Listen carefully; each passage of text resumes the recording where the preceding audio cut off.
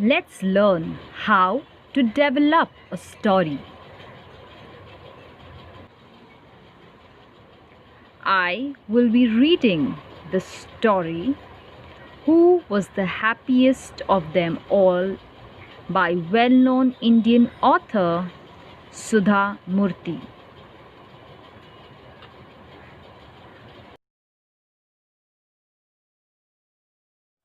All they could think about was adding more and more valuable to their sacks.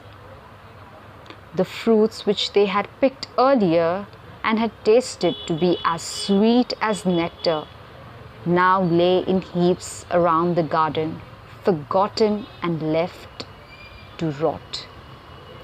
Then, with their sacks filled right to the top, the citizens made their way to the rear gate of the garden, where the king was waiting for them.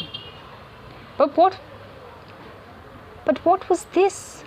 To their astonishment, they found a raging stream stopping their way. Water gushed down from behind some rocks and rushed over pebbles and big boulders through the garden. The stream was narrow, but the current was strong. There were no boats to take the people across. Clearly, the only way was to swim.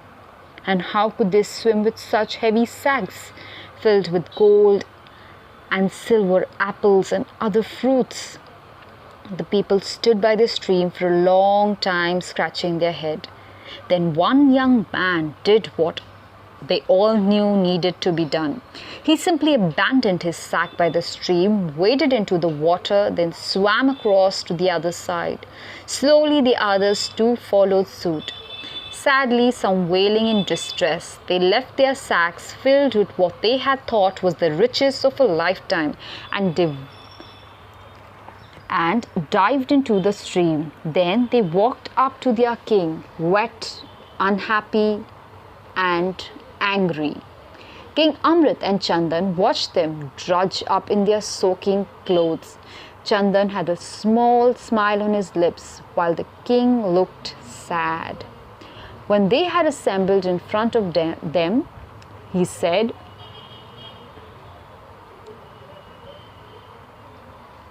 "When I asked you yesterday if you were happy with your lives, all of you said you were contented and did not need anything more.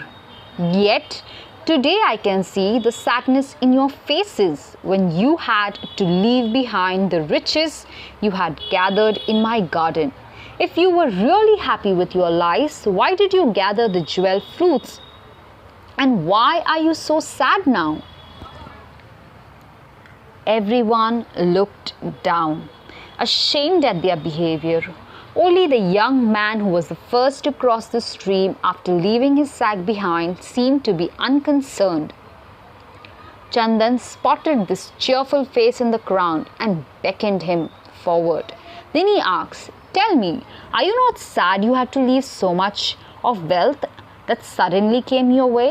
The man said, "I didn't pick the jeweled fruits and flowers. I had picked some of the lovely, tasty fruits and had eaten my fill of them. In my sack, I had kept some others for my little daughter who is at home. I had thought she would enjoy these tasty apples and mangoes, but when I saw there was no other way to go across the stream, I did not think twice about leaving my sack by the river. My little girl can get tasty fruits from some other gardens too. But I am so happy the king let us all wander around his garden, looking at the trees and plants and animals. He is a great king for having created this place of beauty, and it was a pleasure walking around there." Finally, a smile appeared on King Amrit's face. Chandan turned to him and said, "Your Majesty, I hope you now realize that people's contentment does not end with having enough food or money. They also need to be truly happy inside. Only then will they not be swayed when they gain or lose wealth. That is a lesson that everybody, whether a king or a commoner, needs to remember. The king nodded, as did his subjects. This was a lesson they would not forget in a hurry.